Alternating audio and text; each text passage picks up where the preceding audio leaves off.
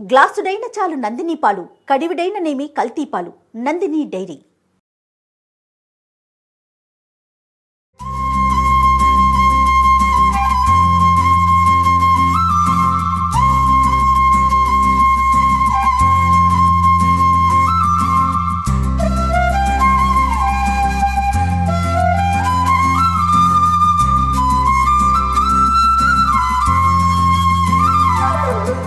రమ్మగారు సంక్రాంతి అనగానే ఫస్ట్ పిండి వంటలు మనకి అరిసెలే గుర్తొస్తాయి కదండి. అందుకని చెప్పి మిమ్మల్ని కష్టపెట్టి పొల్లలు పోయి అరేంజ్ చేసి ఓకే అరిసెల కోసం మొత్తం పిండి అంతా రెడీ చేయించానండి నేను. Very good. అరిసెలు నేతి అరిసెలు అయితే ఎంత బాగుంటాయి రమ్మగారు, చాలా బాగుంటాయి. కానీ మొత్తం నెయ్యి కాకుండా కొంచెం ఎక్కువ భాగం నెయ్యి కొంచెం నూనె వేస్తే ఇంకా చాలా బాగుంటాయి. నందిని మిల్క్ వాళ్ళది ప్యూర్ కౌ గీ రమ్మగారు, ఆవు నెయ్యి. ఆవు నెయ్యి రమ్మగారు మీకు చాలా ఇష్టం. నెయ్యికి మీకు విడదీయరాని బంధం అనమాట రమ్మగారికి నెయ్యికి. సో మీకోసం అని చెప్పి నేను నెయ్యి తీసుకొచ్చాను. నేతి అరిసెలు చేయబోతున్నాం మనము. ఓకే ఓకే నేను హసన్ వెళ్ళి చేసి వచ్చాను కదా, నందిని మిల్క్ యూనిట్ మొత్తం చూసి వచ్చాను కదా. ఆ ప్రాసెస్ అదంతా చూస్తే అబ్బా అబ్బా ఎంత బాగుందంటే, ఎంత ప్యూరిటీ, ఎంత హైజీన్ మెయింటైన్ చేస్తున్నారు రమ్మగారు. మనుషులు ముట్టుకోకుండా చేస్తున్నారు. అస్సలు ఎక్కడ హ్యాండ్ అనేది పడదండి. మరి వేసేనా నెయ్యి? వేసి జాగ్రత్తగా పట్టుకో. ఆవు నెయ్యి ఒక డిఫరెంట్ వాసన వస్తుంది కదా. అవునండి, వాసన బాగుంది, కలర్ కూడా ఈవెన్ ఎల్లోగా ఉంది కదా. అవునవును. ఆవు నెయ్యి అనేది ఒక భావన కదండి మనకి కదా. ఆ స్వచ్ఛత, ప్యూరిటీ అండ్ స్వచ్ఛత అనేసరికి మనసు అట్లా లాగుతూ ఉంటుంది. అవును. ఇక్కడ విరివిగా దొరుకుతుందా మనకి? ఇక్కడ కూడా మనకి అన్ని షాప్స్ లో దొరుకుతుంది, ఆన్లైన్ లో అవైలబుల్ గా ఉంది. ఓకే. నందిని పాలు, నందిని నెయ్యి, పెరుగు, స్వీట్స్, ఇట్లా దాదాపుగా 32 నుంచి 45 రకాలు ఉన్నాయండి. అక్కడైతే ఇక్కడ బహుశా అన్ని లేకపోయి ఉండొచ్చు, కానీ పాలు మాత్రం చాలా బాగా, పాలు పెరుగు ఇవన్నీ బాగా దొరుకుతున్నాయి. నెయ్యి కూడా, నెయ్యి చాలా బాగుంది, వాసన బాగుంది. అరక్షణంలో వచ్చేస్తుంది చూడదు. అవును రమ్ గారు, చూడు పుల్లలు పోయి కదా చాలా స్పీడ్ గా. అంటే పుల్లలు పోయి అవటం వల్ల కాదు, అది వేడెక్కిపోయింది కాబట్టి.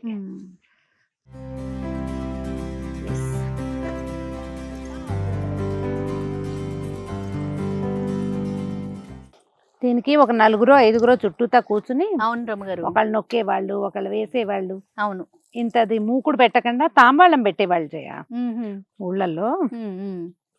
తాంబాళం పెడితే ఏంటంటే ఎక్కువ లోతక్కర్ల దీనికి.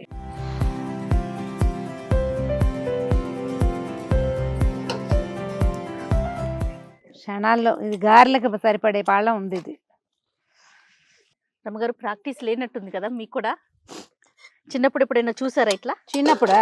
ఏమిటి, సుమన్ టీవీలోనే 3 సార్లు చేయించి అలా అడుగుతావా జయ? రమ్మగారు ఇది నేను అడిగేది పుల్లల పొయ్యి మీద, పొయ్యి గురించి. ప్రాక్టీస్ లేదని మిమ్మల్ని అంటానికి నాకు ధైర్యం ఉందా అసలు? నేను అనేది అరిసెల గురించి కాదండి, పొయ్యి గురించి. పొయ్యి వంట చేసేవాళ్ళు కానీ పిండి వంటలప్పుడు నాకు వంట చేసే వయసు వచ్చే నాటికి నన్ను అప్పటికి ఇవి మానేశారు మా వాళ్ళు. అదేలేండి. కొంచెం నేను ఎక్కడ చూసేదానంటే మా ఊళ్ళో పాలేళ్ళ ఇళ్ల దగ్గర సామూహికంగా చేసేవాళ్ళు అరిసెలు. ఓకే. మాకు ఒక చాకలు ఉండేది అంకమ్మ. నేను ఎప్పుడు చెప్తాను, నాకు నీళ్ళు పోసిన అంకమ్మ, మా పిల్లల్ని మాత్రం ఒకసారి ఫోటో చూపించండి. అంకమ్మ ఫోటో లేదు. అంకమ్మ చాలా బాగా చేసేది ఇవి అరిసెలు. ప్రతి ఇంట్లో ఇక్కడ ఎవరిదైనా పిల్లలకు నీళ్ళు పోసే పని ఉన్నా సరే పరిగా ఎత్తుకుంటూ వెళ్ళిపోయేది. అరిసెల పాకం ఉంది, వాళ్ళ ఇంట్లో ఉంది, వీళ్ళ ఇంట్లో ఉంది అని అంకమ్మే ఎక్కువగా అందరి ఇళ్లలో పాకం పట్టడానికి వెళ్ళేది. వాళ్ళు చేసేటప్పుడు నేను ఈ పొయ్యి దగ్గర ఆ తాంబూలం పెడతారనేది కూడా నేను వాళ్ళ దగ్గర చూసిందే. ఇప్పుడు మూకిడి కాకుండా తాంబూలం పెడతారండి, పెద్ద పళ్ళేలు పెడతారు. పళ్ళెం పెడితే ఇత్తడి పళ్ళేలు పెద్ద పెద్దవి పెడితే ఒక 3 ఏమో కూర్చునేవాళ్ళు. నీకు రోజువారీ పొయ్యి అలవాటు ఉన్న వాళ్ళు ఈ వేడి పట్టగలుగుతారు. అవును. ఇప్పుడు నేను చపాతీలు చేసినప్పుడు చేత్తో తీస్తానా, నువ్వు ప్రతిసారి అరిచి కేకలు పెడతావు, అమ్మో అమ్మో అంటానా. అది అలవాటు అయిన వాళ్ళు ఏం చేస్తారు, ఈజీ కదా. అవునవును. నాకు ఈ నీళ్ల పొయ్యి అలవాటు ఉంది బాగా. చలికాలం అంతా పొయ్యి వెలిగించుకోవటం మామూలుగా మా ఇంట్లో నీళ్ళ పొయ్యి. పొయ్యి దగ్గర కూర్చుని చలికాగే అలవాటు ఉంది నాకు.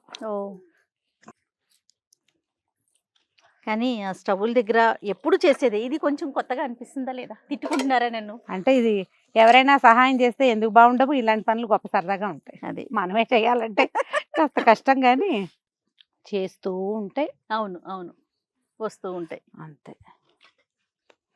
ఇప్పుడు ముగ్గురు ఉన్నారనుకో, ఇలాంటివి ఇద్దరు ముగ్గురు రెండు పక్కల నుంచి తీస్తే అవును అవును ఎక్కువ వేయగలుగుతాం. మనం ఇప్పుడు 1-2 వేస్తున్నాం కదా. అవును. చూడు ఇంత మంటకి 2 వేసేసేయచ్చు. 2 తీసే పంతనం మనకి ఉండాలిగా. అంతేగా. మీరు చేస్తారంటే అరిసెలు ఇంట్లో? సంక్రాంతికి మెయిన్ కొత్త బియ్యం ఉన్నప్పుడు చేసుకుంటే బాగుంటాయి కదా. అవునవునవును. సంక్రాంతికి చేస్తాము. నేను పాకం పట్టి ఉంచుకుని తర్వాత 10 రోజులు పోయాక కూడా చేసుకుంటాను. ఓ, ఈ సంవత్సరం పంచదార అరిసెలు చేద్దాం అనుకుంటున్నాను. బెల్లం అరిసెలు కొంచెం సాగుతాయిగా. అవునవును. పంచదార అరిసెలు పళక్కమని విరుగుతాయి. అవును. నాకు ఆ పళక్ ఇష్టం.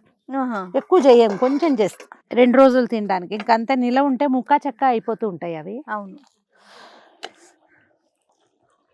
సో మనం నందిని నెయ్యి వేసి, నందిని ఆవు నెయ్యి వేసి, వాసన బాగుంది చూడు, చాలా అద్భుతంగా ఉంది రమ్మగారు. చక్కటి నేతి అరిసెలు చేసుకుంటున్నాము. మామూలుగా అయితే మనం అమ్మ వాళ్ళు కూడా ఇంటి దగ్గర ఏం చేసేవాళ్ళు అంటే ఒక చారెడు నెయ్యి పోసి పైన నూనె పోసేవాళ్ళు. పూర్తి నెయ్యి ఎందుకనో మాకు చాలా పాడి ఉండేది. బోల్డ్ అని గొడ్లు ఉన్నాయి మాకు.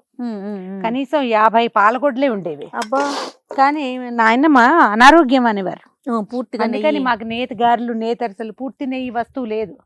అన్నాల్లో భోజనం చేసేటప్పుడు వేసుకోవటమే తప్ప కాగిన నెయ్యి అరుగుదలకి రాదని ఒక నమ్మకం. అదే పెద్దవాళ్ళకి అట్లా ఉంటుంది కదా. అవునవును. మా ఫ్రెండ్ నిర్మల్ అని ఉండేవారు కదా, లేరు. తన ఊరు నుంచి నేతి అరిసెలు చేయించి పట్టుకొచ్చేది. నెయ్యి చేయటం గొప్పగా ఉండేది అనుకుంటా. నేనేమనుకుంటానంటే నెయ్యి మనకి కొత్త కాదు, కాకపోతే అది హెల్దీయా కాదా, సూట్ అవ్వాలిగా. సూట్ అవ్వాలి. పెద్దవాళ్ళకి కొన్ని భావాలు ఉంటాయి. అవును. మేము వాటి గౌరవార్థం అసలు మా అమ్మ కాస్త నెయ్యి కూడా మా నాయనమ్మ కంటపడకుండా పోసేది. కొంత పేరు నెయ్యి డబ్బాలోంచి తీసి అందులో వేసేవారు. జబ్బు చేస్తుంది, పిల్లలు 1కి 4 తింటే అని అలా భావాలు ఉండేవి. కొంచెం పచ్చాలు ఎక్కువ. పాపం పొయ్యి ముందు కూర్చున్నారు, మీకు ఎట్లా అనిపిస్తుంది? కానీ నాకు మాత్రం భలే సరదాగా ఉంది రవ్వ గారు. అంటే నేను చెప్పా కదా, ఇవన్నీ ఎవరైనా ఏర్పాటు చేస్తే మనకు సరదాగానే ఉంటుంది. మనం ఈ పొయ్యిని హ్యాండిల్ చేయలేమని.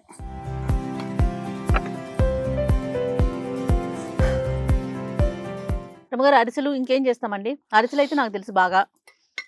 తెలంగాణలో సకినాలు చేస్తారు. మనమేమో చక్రాలు, చెక్కలు, జంతికలు, చెక్కలు, చేగోడీలు. అవునండి. ఒక 2-3 కలిసి చక్కగా, మరి ఇలా పొయ్యి అంటే పెట్టుకోలేకపోతాం కానీ చిన్న స్టవ్లు వస్తాయి కదా రమ్మగారు, సింగిల్ స్టవ్లు, అవి అయితే కూర్చొని చేసుకోవచ్చు కదా. అవును, చక్కగా నేల మీద పెట్టుకోవటం, హాయిగా చేసుకోవచ్చు.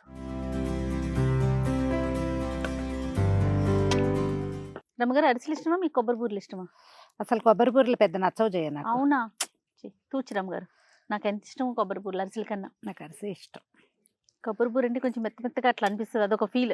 అంటే కొబ్బరి బూరలో ఒక ఖాళీ వస్తుంది చూడు, హాలో, అదేమిటో ఎక్కదు చేయాలి. అట్లా రాదు రమ్మగారు, అట్లా రాదండి. ఏమో మరి ఇట్లా బొంగలాగా వస్తుంది కదా అది, ఆ బొంగలో లోపల గ్యాప్ వస్తుంది. ఏమో మరి అమ్మ చేస్తారు కదా, అస్సలు రాదండి. ఏమో ఈసారి తీసుకొస్తాను ఆగండి నేను.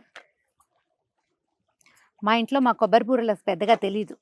మా విద్యక్కయ్య మున్సిపల్ స్కూల్లో జాయిన్ అయ్యాక అక్కడ ఫ్రెండ్స్ క్రిస్మస్ కి చేస్తారు జయ మా వైపు, ఎందుకనో అలాగా తెలీదు. కానీ అక్కడ వాళ్ళ దగ్గర చూసి తర్వాత విద్యక్కయ్య చేసేది, కానీ ఏమిటో నాకు. పండక్కి ఒక వారం ముందు నుంచి మొదలు పెడతారు కదండి పిండి వంట ఇవన్నీ. ఇంకా 4-5 రోజుల ముందు.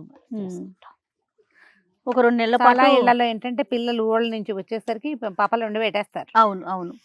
ఏమో నేను ఎప్పుడు ఈ పదం వాడుతూ ఉంటాను, మా ఇంట్లో వాడే పదం కాదు. ఏది? పప్పలా? పాపలు వండటం అనేది మా ఊళ్ళల్లో పద్ధతి అన్నమాట. మేము పిండి వంటలు చేయటం అంటాం, అసలు వండటం అన్న మాటే రాదు. పిండి వంట చేయటం. నువ్వు హసనెళ్ళేవి 3 రోజులు ఉన్నావు కదా. అవును రమ్మగారు. నందిని వాళ్ళు 3-4 నెలల నుంచి నేను హసన్ వెళ్తాను చెప్తూనే ఉన్నావు. మొత్తానికి డిసెంబర్లో వెళ్ళినట్టున్నావు. అవును రమ్మగారు. ఎలా ఉంది జయ ఫ్యాక్టరీ చూస్తే ఎక్స్పీరియన్స్? నేను ఇక్కడ చాలా అంటే నార్మల్ గా ఊహించుకున్నాను, నేను ఎప్పుడు చూడలేదు రమ్మగారు. మా ఆయన ఎప్పుడు చెప్తాను, నేను పాల్ ఫ్యాక్టరీ చూసాను, విజయవాడలో పాల్ ఫ్యాక్టరీ చూసానని. నేను ఎప్పుడు చూడలా, అంత ఊహించుకోలా. అది ఫ్యాక్టరీ కాదండి, ఇండస్ట్రీ. బా. లక్షల టన్నులు రమ్మగారు. నేను అసలు ఇక్కడ ఇది మాట్లాడాలి అది మాట్లాడాలి, ఇన్ని డ్రెస్సులు అన్ని డ్రెస్సులు మేకప్ కిట్లు ఎన్నో వేసుకెళ్ళిపోయా. నోరు ఇప్పటాకు లేదు రమ్మగారు. ఎందుకో తెలుసా, ఏది ఆపటాకు లేదు, ఏ మిషనరీ. అన్ని లక్షల టన్నుల్లో అక్కడ ఇదవుతోంది అనమాట.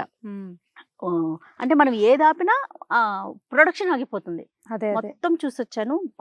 నాకు బాగా నచ్చింది హైజీన్ అండి.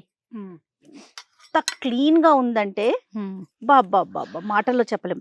మీకు అలాంటివి లేకపోతే ఒక రాష్ట్రం తాలూకు పూర్తి రాష్ట్రం తాలూకు నమ్మకాన్ని ఎట్లా గెలుపొందుతారు? రైతుల దగ్గర నుంచి నేను రైతులతో కూడా వెళ్ళి మాట్లాడొచ్చాను. రైతుల దగ్గరికి వెళ్ళాను, పాల కేంద్రానికి వెళ్ళాను. చక్కగా రైతులందరూ ప్రతి ఇంట్లో పాడి అండి. నాకైతే నిజంగా ఒక ఈర్ష్య కూడా వచ్చింది రమ్మగారు. మనకి ఇక్కడ అట్లా లేదు కదా. అంటే రైతులకి ఎంత ఎంకరేజ్మెంట్ కదా, పాడి పంట కదా రమ్మగారు. ప్రతి ఒక్కరికి అన్ని రకాలుగా సమృద్ధిగా ఉంటది కదా. నిజంగా అలాంటి అవకాశం ఉన్నట్లయితే గవర్నమెంట్ భలే ప్రోత్సాహం అందిస్తుందండి అక్కడ. కర్ణాటక గవర్నమెంట్ ప్రతి ఇంట్లో ఆవులు, వాళ్ళకి సబ్సిడీలు, రకరకాల ప్రోత్సాహకాలు, ఆ పాలని వీళ్ళే కొనటం మనకు కూడా ఉంది, మనకి ఉంది. కానీ అంత ప్రోత్సాహకం మరి ఎంతవరకు ఉందో నాకు తెలీదు. దానితో నందిని అనేసరికి తిరుమల తిరుపతి దేవస్థానంలో వాడుతున్నారు కదండి. కొన్ని సంవత్సరాల నుంచి తిరుమల తిరుపతిలో నందిని నెయ్యినే వాడుతున్నారంటే మనం దాని యొక్క స్వచ్ఛత గాని క్వాలిటీని మనం ఇంకా అసలు మాటలో ఇంకా ప్రత్యేకించి ఇంకేం మాట్లాడుకోకర్లా. దాని గురించి అదొకటి చెప్తే చాలు, సరిపోతుంది. స్వామివారికి సమర్పిస్తున్న నెయ్యి అంతే. చాలా బాగుందండి ఎక్స్పీరియన్స్ అయితే. అక్కడ మనుషులు కానీ వాళ్ళు పనిచేసే విధానం కానీ ఎక్కడ చెయ్యి తగలట్లేదు రమ్మగారు. అదే ఆవు దగ్గర నుంచి మెషినరీ పూర్తిగా ఆవు దగ్గర తీసిన దగ్గర నుంచి మిల్కింగ్ మెషిన్స్ అంటావా? మిషన్ పెడుతున్నారండి, అట్లా చేత్తో తీయట్లేదు, మిషన్స్ పెట్టేస్తున్నారు. ఫైనల్లీ సక్సెస్ఫుల్ గా నందిని నెయ్యితో సంక్రాంతి అరిసెలు మనం కంప్లీట్ చేసేసుకున్నాం. ఏం రమ్మగారు? అవుతూ ఉంటాయి. ఇది కంప్లీట్ కాదు, అవుతోంది, జరుగుతోంది ప్రాసెస్. మరి ఇంకా ముగిద్దాం.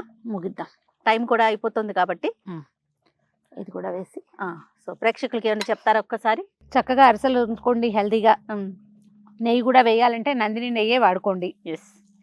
స్వచ్ఛమైన ఆవు నెయ్యితో చేసిన అరిసెలు ఎవరికైనా పంపించడానికి బాగుంటాయి, మనం తినడానికి బాగుంటాయి. ఆరోగ్యానికి ఆరోగ్యం.